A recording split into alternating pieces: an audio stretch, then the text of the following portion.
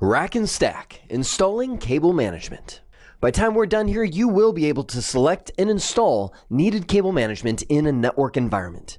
I can't tell you how excited I am to finally reach this nugget, the cable management installation. It's as if we've walked into a house with laundry all over the floors. And I've been saying, well, we need to get a dresser and we got to get some hangers in place and all this kind of stuff. All the stuff that's needed to get these clothes off the floor. And finally we can say, let's put the clothes away. Now, if you're a person who lives with clothes all over the floor of your house, you might initially wonder when you get into this, is cable management technically necessary? And I want to make sure I'm crystal clear right from the beginning. Technically, no. What I mean is that cable will be able to transmit whatever data is being sent, whether it's going through 50 twists and turns through this entire rat's nest right here, or it goes down a straight line straight through the rack and through whatever destination it's going to. However, if I were to say, does cable management matter from a functional and psychological standpoint? Absolutely yes. And I'm defining psychologically, as Google does, in a way that affects the mind or relates to the emotional state of a person. Imagine your emotional state if you were to walk in to manage a network that looks like this versus a network that looks like this. Let me jump straight to this thought, which I've shared previously in this series. Need cabling typically translates to an organized network. If I were to walk into a network like this, I would expect that they would have no network documentation, or at least documentation that's up to date. It would probably be a very reactionary network where there's always something breaking and they're constantly running to figure out what that is and fix it. This one likely a proactive network where there's proper network monitoring in place. There's proper cable maps. I'm not saying that's reality. I'm just saying usually if an organization takes the time to make their network look like this, there's a whole lot of respect, maturity, and processes surrounding the whole thing. Now there are some technicalities, as in the wire mesh can impede airflow. Network devices typically suck air in from the front and blow out the hot air from the back. If you have cables in the way blocking that, you can shorten the lifespan of your devices. This one has nailed me many a times where I'm trying to get a device in or out of the rack and I'm snagging cables. It's binding up around my device and I cause a network outage because I have to pull it a little further and the cable snaps or pulls out of place. I've unknowingly ripped network cards out of servers because I couldn't see that the network card was plugged in through the cable mesh and I was trying to slide the server out. So overall, cable management will increase your efficiency and ease of use when you're doing maintenance or performing tasks on the devices in the rack. And can I emphasize that this is an ongoing discipline? This isn't a one-time thing. Now, obviously, something happened in that picture up there that made it a one-time event to clean it all up. But all it's going to take, and I've seen this so often, is one person coming in and saying, oh, I just need to run a patch cable from this one over here to this switch. And you see this orange cable that's drooping down in there. That's all it takes. The next person that comes in is like, oh, well, I guess I'm going to do the same. And it doesn't take too long before you end up back in square one. Now, compared to this, our little network doesn't look so bad. But if we don't do something from the beginning and put policies in place, it's not too long before it gets there. If you were to go to Google and search for network cable management and then hop on over to the images, you would see that there are so many different options of cable management available to you. And also probably a whole lot of case studies. Like, take a look at that guy. That no matter how bad your situation is, you can immediately feel better about yourself.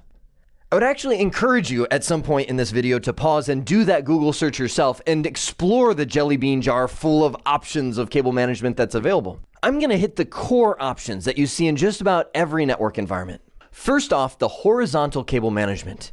You can see that cables will run horizontally through the rack and connect either from patch panels to switches to routers to all the different devices that you can have in there. There are two primary options that you have available. This guy, you can see actually right there, is usually a 1U or 2U cable manager with these things called D-rings that hold the cables in place. These are definitely better than nothing because they keep the cables in line. However, they require a lot of discipline on your part that all these cables have to be the right length, or else, think about it, what are you going to do with the extra cable? They'd be, shooting out this way and that way. That's why I usually go for one of these types of slotted duct cable management. You can see all of these teeth that look almost like little combs coming out of it. You would take your cable and run it in from the side and then fish it out those individual combs to whatever devices they need to go to. There's also holes in the back where you can fish cable in from the back of the rack into the middle and then out the comb. And then you have this glorious piece of plastic that you can slide in front of the cables and hide whatever unsightly mess you've created inside of there.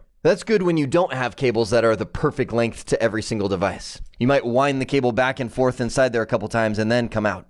There are also vertical options available. These are the cable managers that slide on the side of the racks. And they usually come in these two forms, just mounted vertically. Your cable runs through the plenum space, as much as possible, should be kept together and wire tied. And when I say wire ties, use Velcro, not the plastic zip ties, or you'll find yourself constantly cutting your wire ties back off to fish in another cable. And finally, yes, cable length does matter.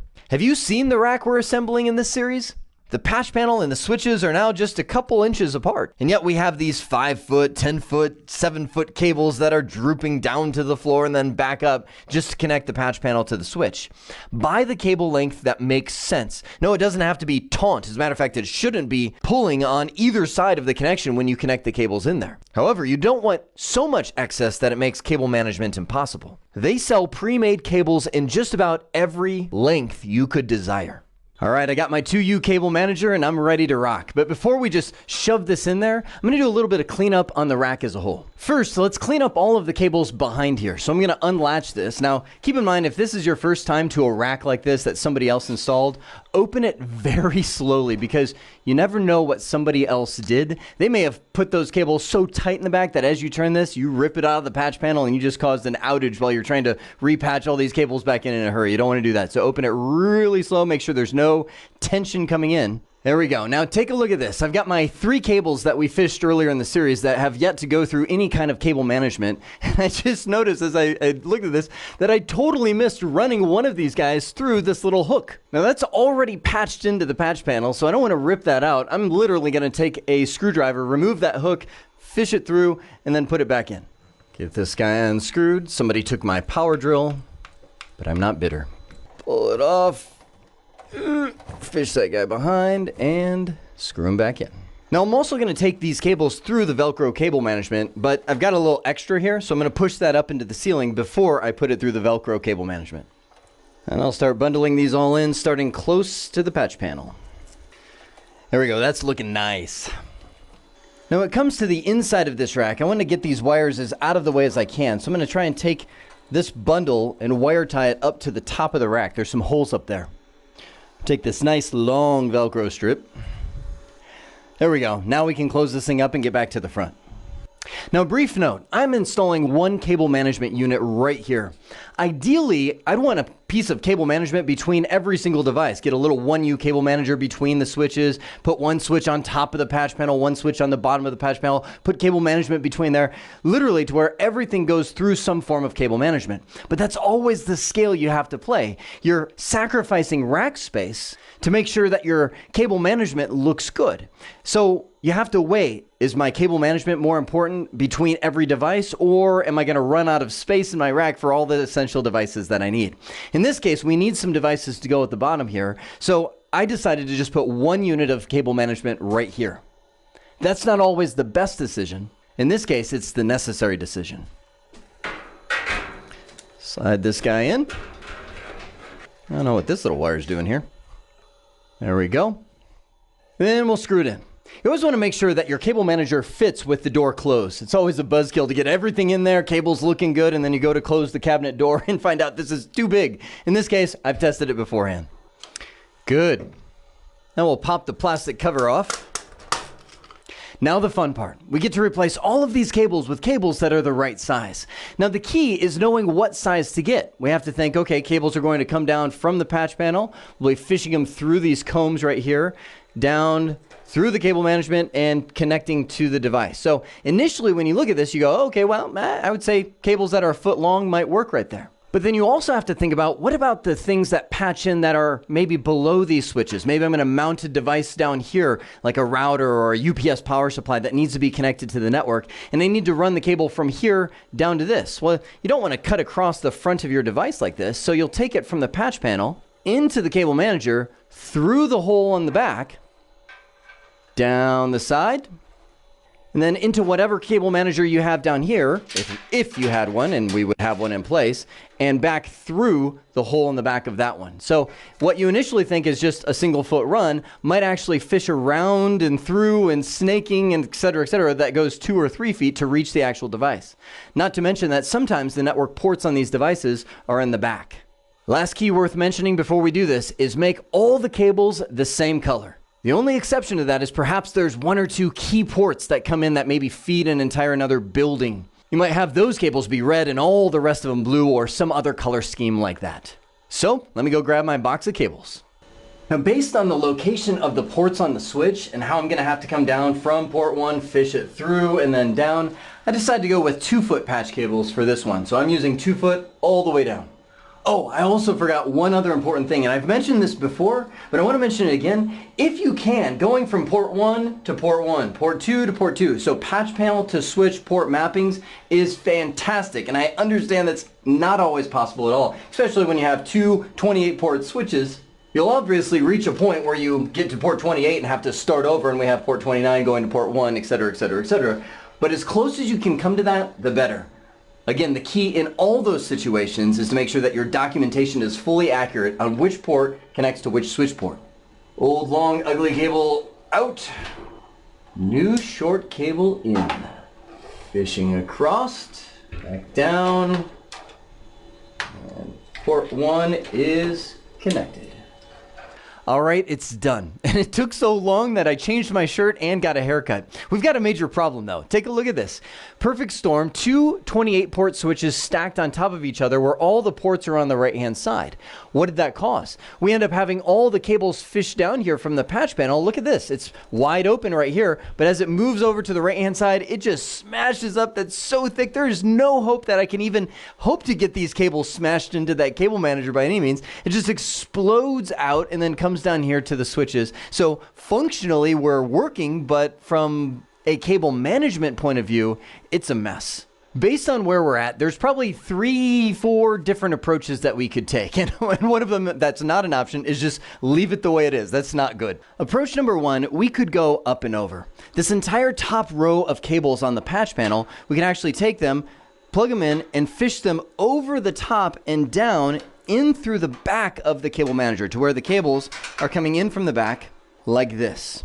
The advantage that gives us is we now have 24 of these cables pressed against the back as we would then fish them down into this switch down here. It would eliminate this giant wad. If I had really skinny long fingers, I can actually take them and slide them all the way through that cable manager. There's probably a gap like that in the back of space just because I can't push these guys in because they're all coming in through the front and that tension is right there. So fishing them up and over would allow me to run them through the back, and it would save me having to get more cable management and eat up more of my rack space. This, again, if space is at a premium. The drawback of doing that is now you've blocked off the back of your patch panel. It's going to make it really hard to patch in more cables. Not impossible because you can just scoot them all over, but really hard to patch in more cables as we add them in the future. Approach number 2 would be to add another cable manager below this switch right here. What that would allow us to do is then take the cables from the second row and bring them down and in and up. Yes, the 2-foot cables probably wouldn't work for that. We would need a little bit longer cable, but that would then take the advantage. I would probably part the seas, fish half the cables down the left side of this rack and in the cable manager down here and up, half of the cables down the right side of the rack in the cable manager right here and up into the switch. And that would just eat up 1 or 2 units more of space just for the cable management. The third approach that I can think of is what we talked about originally, where I could actually move this entire thing down, move the patch panel down a little bit more, mount one of these switches, probably the top switch, above it, the second switch below it. Then we could take half the cables, move them up through a cable manager that we would install there, so that would be our extra cable manager, into the switch. Half the cables we would run down into the bottom switch. That's probably the best strategy that we would have. And all that would cost me is time. Time. A lot of time. I don't think there's avoiding that no matter which strategy I go with. I'm going to go with option number 3, the strategy I discussed right at the beginning of moving everything down, putting a switch on top and a switch on the bottom. All right, so I found this Panduit cable manager from a guy out on the street, and it made me think of yet another strategy that we could have used. If you look at this cable manager, it's a little higher quality than the one I've got up right there. We've got the standard short ones, very similar to that one, except it's a little broader, so you're not quite fishing them so individually through these smaller forks in there. And we could go that way and try that route. Probably end up with the same result. But if you look at this, you can actually flip it around and you get this really deep cable management. I mean, a lot of space to shove cables in there. Now, you might look and go, well, obviously that's going to come right out the front of the rack. Well, almost all of these racks that are enclosed like this, you can move the entire frame. So I could literally unscrew this guy and move the whole thing back, which then this would fit in there. The drawback of doing that is then you want to make sure that you have very short devices inside of here. Now, these switches are fine. I'm thinking about the UPS that we have. That one might get a little smushed if I scoot this back because it's a little bit longer in there. A lot of the rack mount servers are a little bit longer. So you want to really make that consideration. That being said, even with that strategy in place, I'm still going to go with our original design of moving everything down. I'll just use this front forks above the patch panel.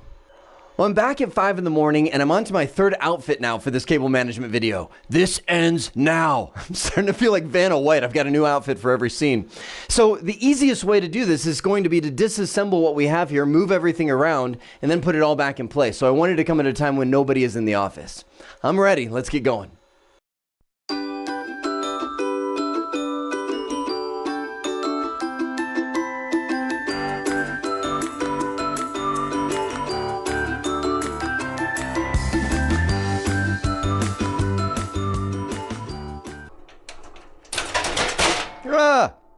Phase 1 complete. Everything's out.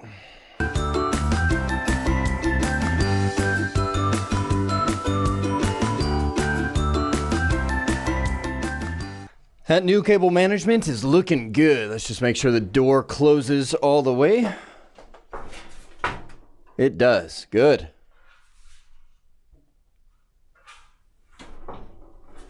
Let's make sure the door closes all the way with that cover on.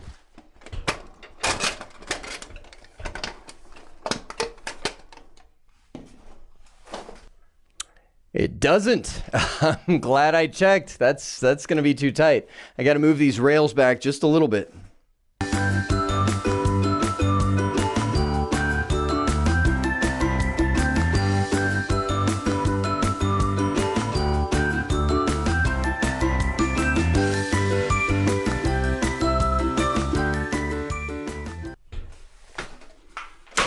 There we go. That's better. When it comes to the cable manager, I would vote for the Panduit. This little StarTech guy is good, but this just has like just a nice touch. Just even the rack screws fitting into the little holes so perfectly. It's as if it's like this is carnations, this is roses. Your wife wants the roses. Ta-da! You know what? I am going to take that bottom plate out of there just so I can run the power cords down the back for the time being. There's the familiar hum of my IT room. I've missed you, old friend. Well, let's recable. The glob. You know, there's really two major mindsets on connecting the patch panel to the switch. One is you go 1 to 1, 2 to 2, 3 to 3, so the patch panel ports line up to the switch ports. The other is that the switch ports have certain functions, like ports 1 through 20 might be the client devices. Ports, 21 through 24 are the WAPs and things like that. I usually subscribe to the patch panel to switch port mappings, 1 to 1, 2 to 2, 3 to 3, because the devices change so often. You'll eventually blow up your own scheme. Oh, well, this site has 5 WAPs. It only had 4 ports, so we kind of shift it all around like that. Tip of the day. When you're doing this, you want to start with the ports closest to the cable management. In the case of the top switch, it's going to be the bottom ports so that the ports on top can overlay the cables on the bottom. That means I'm actually going to run port 13 first. You might also notice that I'm fishing the cable to the right with these bottom ports. I'm planning to go to the left with the top ports. To the right, to the right, to the left, to the left. If I were to do this all over again, I'd probably use 1-foot cables at this point. But I'm not doing it all over again.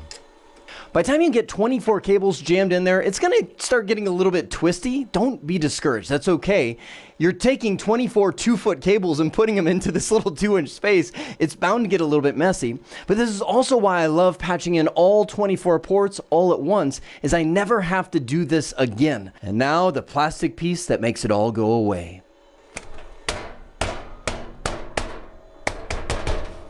It's beautiful. Top switch done. Now that I'm onto the bottom, I'm going to start with the top ports going up to the patch panel. Good. I've got up to patch panel port 41 patched into the bottom switch now, and I'm going to stop there. If I had a whole bunch of switches just sitting around, I would probably add yet another one here and patch the rest of them in. But for now, I need this real estate on the switch because I'm going to have other devices in the rack that need to plug in directly to this guy. Woo, my favorite part. Well, at least the rack looks good. The rest of this, I've got to clean up. Well, there you have it. Before cable management, after cable management. And I want to make sure you guys catch, this isn't just a neat freak thing. Engineers who care what the network rack looks like are almost always the ones who care about proper documentation, about following standards, about doing things well as you move up in the layers of technology. Furthermore, based on the approach that we've taken, we now have a system. Every functional patch panel port is connected directly to the switch on the correlating port number. As we plug devices in throughout this building, they will come online with the switch connection. It's no longer something we even have to think about. At the beginning of this nugget, I said you will be able to select and install needed network cable management. So here's what I want you to do. Research the cable management options available, both vertical and horizontally mounted, and put together a price list for the top 3 options you would like to use, listing the benefits of each type of cable management. Then, determine which one is best for your installation, purchase, and install it. I hope this has been informative for you, and I'd like to thank you for viewing.